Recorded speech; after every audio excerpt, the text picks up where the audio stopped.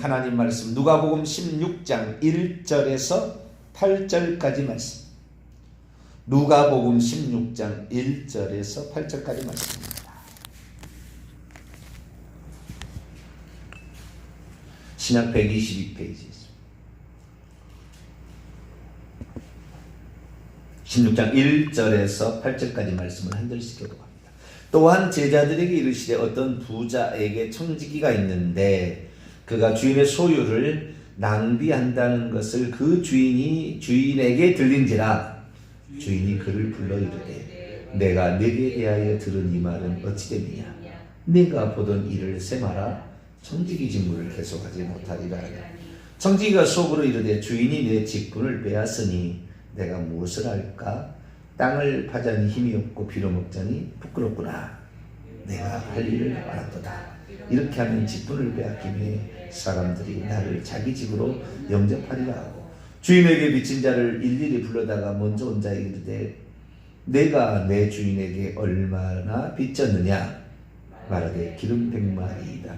이르되 여기 네 증서를 가지고 빨리 앉아 50이라 쓰라 하고 또 다른 얘기 이르되 너는 얼마나 빚졌느냐. 이르되 밀백석이니이다. 이르되 여기 내 증서를 가지고 80이라 쓰라 하였는지라. 주인이 이 옳지 않은 청지기가 이를 지혜롭게 하였으므로 칭찬했으니 이 세대 아들들이 자기 시대에 있어서는 빛의 아들들보다 더 지혜로움이니라. 아멘. 기도합니다. 거룩하신 하나님, 오늘도 한 해를 마감하는 날 또 주님 앞에 섭니다. 하나님께서 지금까지도 우리를 사랑하셨지만 한 해 지켜주신 은혜에 감사를 드리며 앞으로도 주의 은혜와 말씀 가운데 또 새로운 한 해를 맞이하기를 소망합니다. 잘못된 거 부족했던 것은 고치게 도와주시고 주님에 대한 소망을 가지고 힘차게 출발할 수 있도록 또한 은총을 베풀어 주옵소서. 이 시간도 주의 말씀을 듣고자 합니다. 기록된 말씀으로 진리 가운데로 인도해 주옵소서. 예수님의 이름으로 기도하옵나이다. 아멘. 할렐루야. 오늘은 불의한 청지기의 비유의 말씀을 함께 은혜 나누고자 합니다. 오늘 불의한 청지기의 비유는 성경의 난제 가운데 또 하나입니다. 우리가 세례 요한 여자가 낳은 자 중에 그보다 더 큰 이가 일어남이 없는데 천국에서는 극히 작은 자라도 그보다 크지라라는 이 말도 난제다. 그런 얘기를 말씀을 드렸는데 이 오늘 불의한 청지기 비유도 난제라고 일컬어진 본문 하나예요. 왜냐하면 내가 주인이었다면 이 청지기를 야단치거나 당장 해고를 했어야 됐는데 오히려 주인은 이 불의한 청지기를 잘했다고 칭찬해 주거든요. 그러니까 이 본문의 내용이 뭐냐면 주인이 부자예요. 부자인데 그에게 청지기를 두고서 자기 집을 운영한 것 같아요. 근데 그 주인의 소유를 이 친구가 흩어버리고 있어요. 낭비하고 있어요. 그래서 그 소리가 이제 들린지라 너를 해고해야 되겠다. 그러니까 곧 해고할 거니까 이제 네 잘 정리를 해라 라고 어느 정도 시간을 줬다 그 말이죠. 그랬더니 주인에게 빚진 자들을 탕감을 해줬어요. 자기 뭐 고난은 고난이겠죠. 권한을 가지고 있으니까 탕감을 해주고 있었죠. 그런데 그러면 주인의 물건을 주인의 소유를 또 더 허비한 거니까 당연히 이 못된 놈이 하고는 당장 해고를 해야 되는데 그렇지 않고 이 옳지 않은 청지기가 이를 지혜롭게 하였으므로 칭찬했다. 이 세대의 아들들보다 이 세대 아들들이 오히려 하나님의 사람들, 제자들보다 더 지혜롭게 행한다라는 그런 말을 하고 있는 것이죠. 그래서 책망을 해야 될 일을 칭찬을 하고 있으니까 이건 난제다라는 그런 생각이 드는 거죠.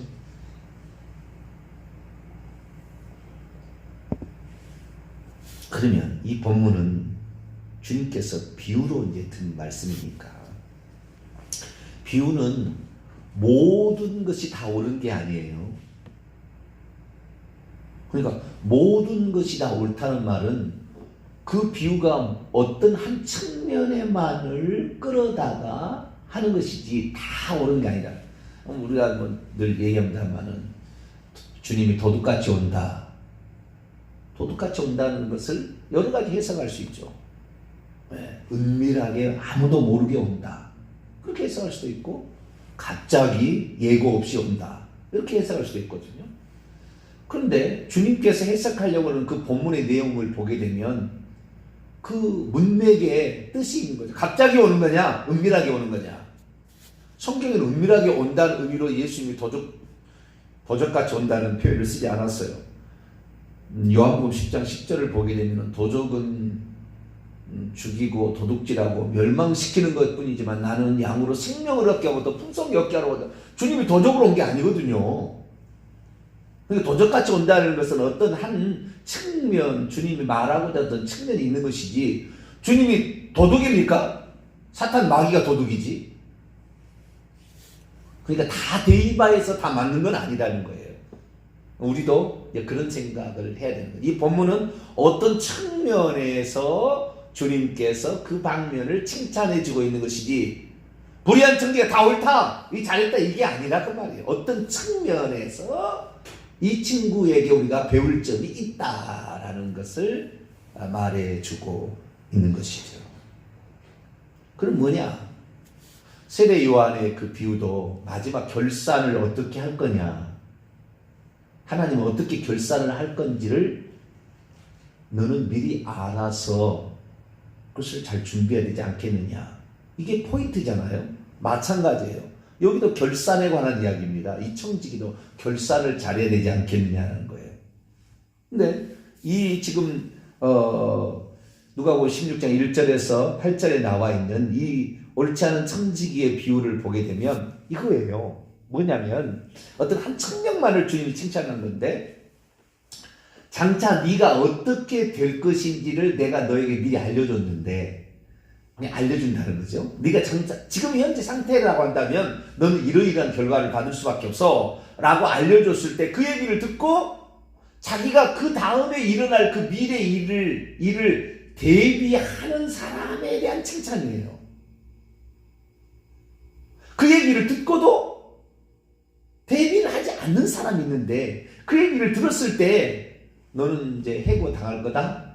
너의 상태, 지금 이게 행위나 모든 것을 봤을 때는 너는 해고감이야 라고 알려줬을 때, 자기가 그 직분을 가지고 있었던 것에서 이제 물러나게 될 때에 그 다음 상황을 위해서 그 남은 짧은 시간에 어떻게 대처를 하고 있느냐에 관한 행동에 관하여 이 친구는 잘했다라고 칭찬한다는 거예요.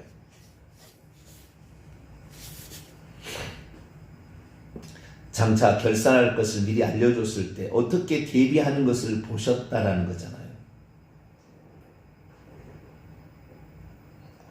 뭐 물질적인 어떤 그 산술적인 계산으로 보면은 이 친구가 행동한 것은 주인의 것을 더 낭비시켰잖아요. 왜냐하면 탕감 잃어버렸으니까 더 낭비시킨 거예요. 그러니까 그 낭비시켰다는 것을 지금 보려고 이 본문을 비유를 든 게 아니라, 그 측면이 아니고, 이 측면은 어떠냐면 자기가 어떻게 될지 알면서도 전혀 행동하지 않는 사람과, 자기가 어떻게 될 줄 알았을 때 그때부터라도 정신 차려서 자차 미래의 나의 갈 길을, 내가 살 바를, 내가 어떻게 목숨을 연명하고 또는 가족을 부양할 것인가에 관하여 대비를 했느냐 안 했느냐에 관하여 이 친구는 대비를 했다 라는 거죠. 어쩌면 이 친구가 하는 행동을 우리는 약삭반다, 내가 볼 땐 그래요. 네? 약삭 빠르다. 그렇게 나는 정의하고 싶어요. 약삭 빠른 놈이었다. 이 주님께서 여기서 지혜롭다는 말을 쓰잖아요. 지혜롭다. 지혜 있게. 프로니모스. 이것은 마태복음 10장 16절에 보라 내가 너희를 보내니 양을 이 가운데 보낸 것 같도다. 그러므로 너희는 뱀처럼 지혜롭고 프로니모스 똑같은 단어. 뱀처럼 지혜롭고 비둘기처럼 순결하라. 약삭 빠르다. 교활하다. 좋게 말하면 현명하다. 분별력이 있다. 통찰력이 있다. 슬기롭다. 사력이 있다. 표현할 수 있다. 나쁘게는 교활하다. 약삭 빠르다. 그렇게도 번역할 수가 있죠. 똑같은 단어지만 어떤 사람이 쓰냐에 따라서 어떻게 쓰임받냐에 따라 다른 의미입니다만은 그렇다는 거예요. 자기의 미래를 알면서도 대비하지 않는 사람이 있다는 거예요. 이게 바로 뭡니까? 세상 사람들도 여기에 이제 그 8절 벌써 결론이 이렇다는 거잖아요. 주인이 이 옳지 않은 청지가 이 일을 지혜롭게 행하였으므로 칭찬하였으니 이 세대의 아들들이, 이 세상의 아들들이, 세상 사람들이 자기의 시대에 있어는 빛의 아들들보다 더 지혜롭다. 세상 사람들도 자기가 해고될 것 같으면 해고된 다음에 이 일을 대비를 한다고 말해요. 세상 사람들을 더 어떻게 사람 관계, 그 다음에 물질 관계들을 잘 이렇게 자기 할 수 있는 영향의 모든 걸 다 대비해서 어떻게 해 나가는데, 예수 믿는 사람들은 너 심판받아. 너 심판 때 이런 일이 있을 거야. 너 심판받을 때 너 행위로 심판받아. 너 심판받을 때 지옥에 떨어질 수 있어. 생명책이 지어질 수 있어. 너 예수 믿고도 초대배 장로님들이 우상숭배로서 너 지옥 가? 얘기를 들려줘도 대비 안 한다는 거잖아요. 빛의 아들들은, 예수 믿는 사람들은 하나님의 자녀라 할지라도 하나님께서 경고를 미리 해줬음에도 불구하고 그 경고를 듣고도 대비 안 한다는 거잖아요. 이 얘기가 지금.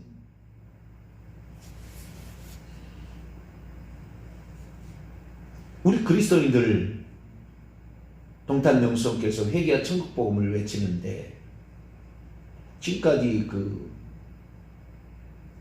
이 복음을 들었던 사람의 그 계산을 보게 되면 185만 명이 들었거든요. 185만 명이. 그게 이제 계산되어 있지 않는 것까지 합친다면 어마어마하겠지만, 그런데 듣고도 안 고치는 거죠. 에이, 무슨 추대비 장례가 된다고 지옥 가겠어? 에이, 예수 믿는다고 좀 속으로 가늠하는 생각한다고 해서 지옥 가겠어? 그걸 하는 거죠. 미래를 대비하자. 가르쳐 줬는데도, 가르쳐 주는데도 대비 안 하는 거잖아요. 세상 사람은 약삭 빠르게 문 가르쳐 주면 금방 대비한다고 말이죠. 지금 정치권에서 매년 이게 대통령이 이렇게 하면은 벌써 대통령의 권력 누수 현상이 발생을 하게 되고, 또 누수 현상이 발생되기 뭐냐면 대통령 지시를 안 듣는다는 거잖아요. 왜? 이 대통령이 만년으로 대통령 할 거 아닌데 이 대통령의 말을 듣다가 이 정권이 끝나게 되면 어떠한 내가 감옥에 갈 줄 아니까 몸살린다는 거잖아요. 세상 사람들도 그렇다고 말이에요.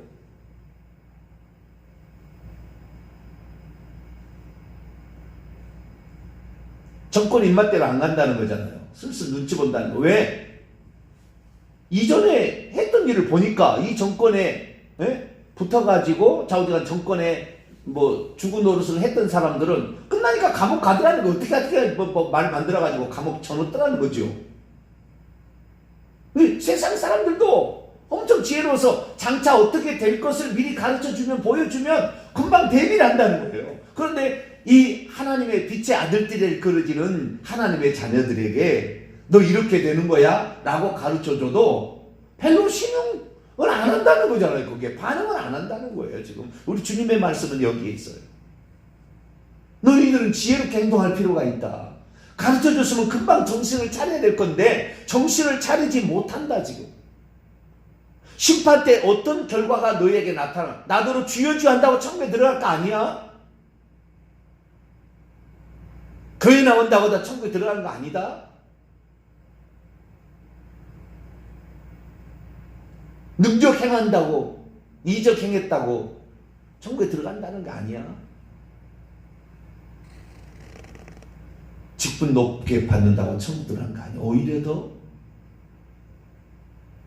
큰 심판이 기다리고 있어 라고 주님이 말씀을 하게 되면 그 말씀에 대해서 듣고 지금부터 그 듣는 즉시 이거 보세요.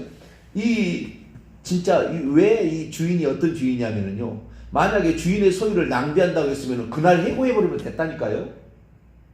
근데 기회를 주는 거라고요. 그날 해고하지 않고 앞으로 너 이제 창직이 직무를 계속하지 못하리라, 네가 한 일을 이제 세임하고 이제 그 준비하라, 이렇게 얘기를 한 게 뭐예요? 네가 이 직분을 그만두고 나서 어떻게 될 것인지를 지금부터라도 정신 차리고 대비한다면, 대비하라는 어떠한 그 기회를 주는 거잖아요. 당장 해고 안 해버리고 좀 말을 한 것이. 그래서 청지기가 속으로 생각했잖아요. 주인이 내 직분을 떼어내가 버린다면 내가 무엇을 할 것인가? 땅을 파자니 힘이 없고 빌어먹자니 부끄럽다. 육체 노동을 해본 일이 없고 맨날 시키기만 했다. 이거 청직이에요. 청직이라는 것은 종들을 시키는 위의 청직인데요, 종들을 시키는, 일을 시키는 사람이잖아요.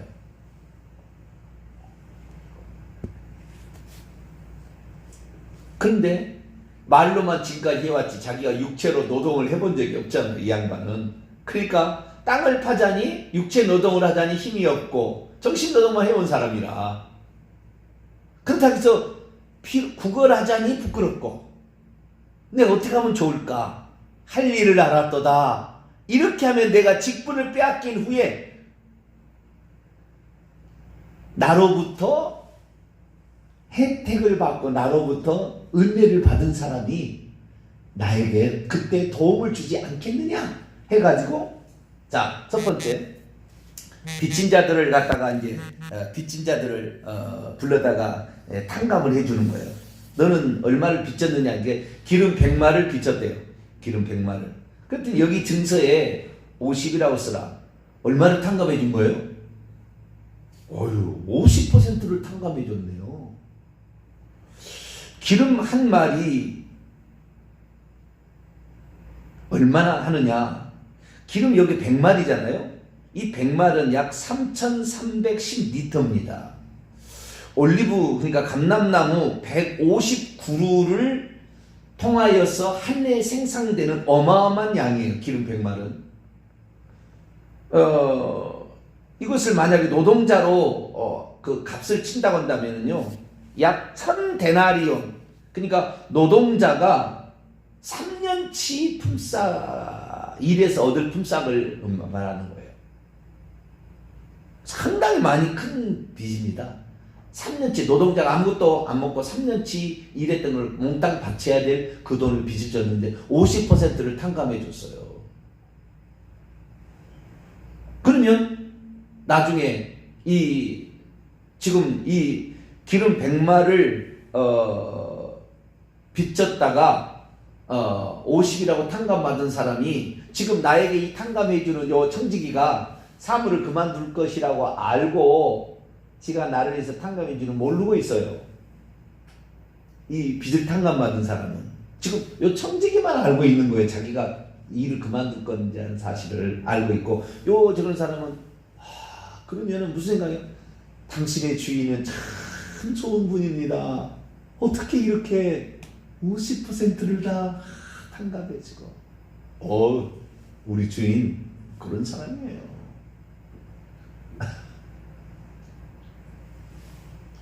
또 밀 100석을, 이건 더 큰 겁니다. 밀은 더 비싼 거예요. 밀 100석인데요.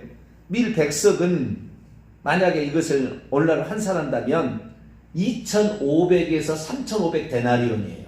노동자의 8년치 품삯입니다. 그런데 80이라서라 20%를 탕감해 줬어요.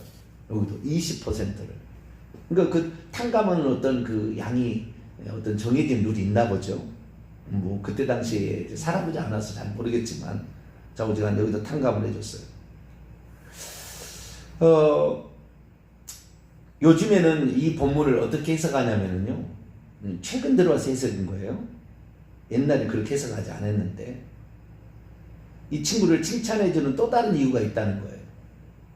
주인이. 아까 제가 한 얘기가 거기 말고 또 다른 얘기 하나 있다는 거예요. 그 얘기는 뭐냐?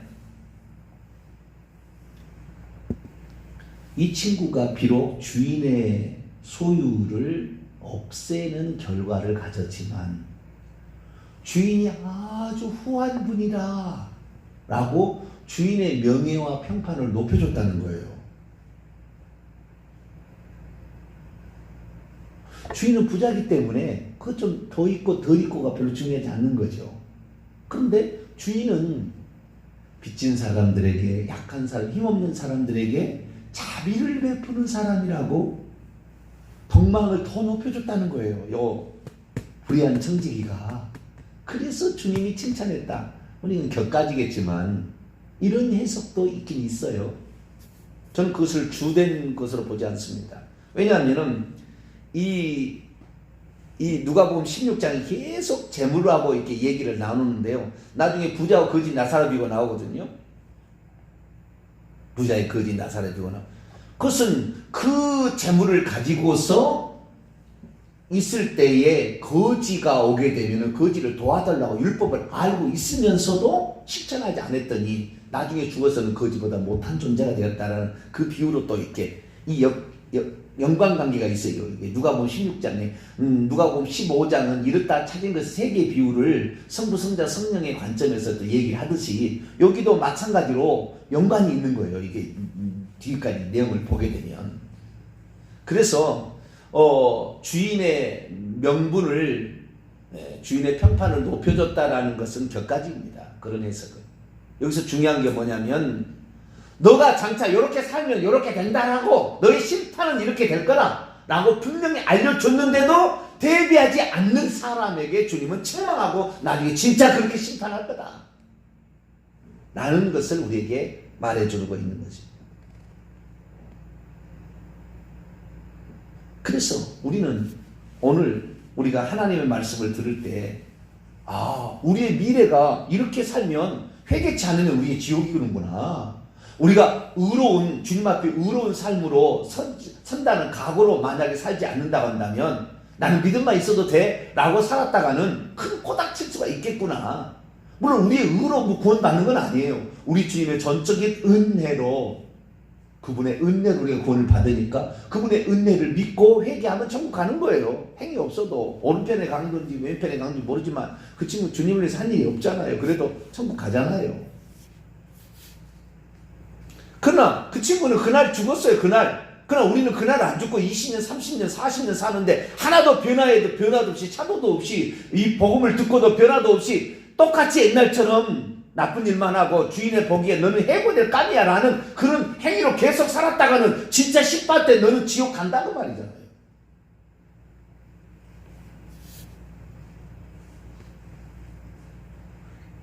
오늘날 그리스도인들이 잘 안 고친다는 거잖아요. 심판이 어떻게 될 줄을 들었으면서도 미리 경고 조치를 받았음에도 불구하고 행동으로 옮기지 않는 것에 대한 주님, 내가 너희에게 이러한 심판이 될 걸 미리 집행될 줄 아는 것을 내가 너에게 알려준다. 그럼 너 잘 들어봐라. 너의 미래가 어떻게 될 것인가? 새하늘과 새 땅이냐? 불과 유황은 탄 못이냐? 너가 하는 모든 행동, 너 인간의 모든 죄악으로는 반드시 지옥 간다. 그렇게 돼 있다. 그러나 너는 프로니모스, 현명하게 대처하길 바랍니다. 주님 그렇게 얘기합니다. 그래서 우리가 해년마다 그래도 연말이 되면 우리가 어떠한 결산을 받을 것인가, 주님 앞에 또 어떠한 평가를 받을 것인가를 한 번쯤 생각하고 연말을 보내야 되잖아요.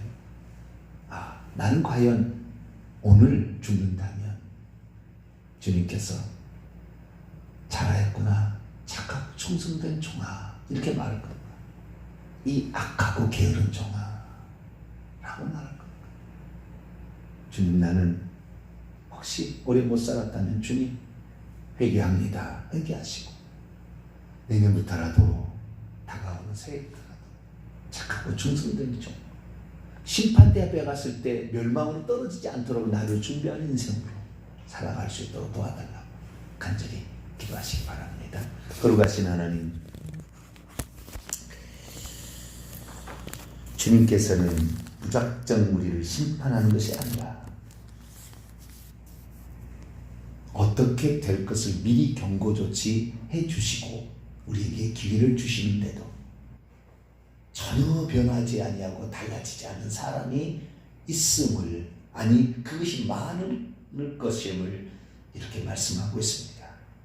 주님, 이런 자가 우리는 되지 않게 하시고 정말 그날을 잘 대비해 갈 수 있는, 그날 주님 앞에 섰을 때 꾸지람이 아닌, 책망이 아닌 칭찬과 인정을 해주는 그런 우리가 되도록 날마다 준비하며 반성하며 새롭게 써가는 우리 인생 되게 해주옵소서. 우리 주 예수 그리스도의 이름으로 기도하옵나이다. 아멘. 하늘에 계신 우리 아버지, 아버지 이름을 거룩하게 하시며 아버지의 나라가 오게 하시며 아버지의 뜻이 하늘에서 같이 땅에서도 이루어지게 하소서. 오늘 우리에게 일용할 양식을 주시고 우리가 우리에게 잘못한 사람을 용서해 준 것 같이 우리 죄를 용서하여 주시고 우리를 시험에 빠지지 않게 하시고 악에서 구하소서. 나라와 권능과 영광이 영원히 아버지의 것입니다. 아멘.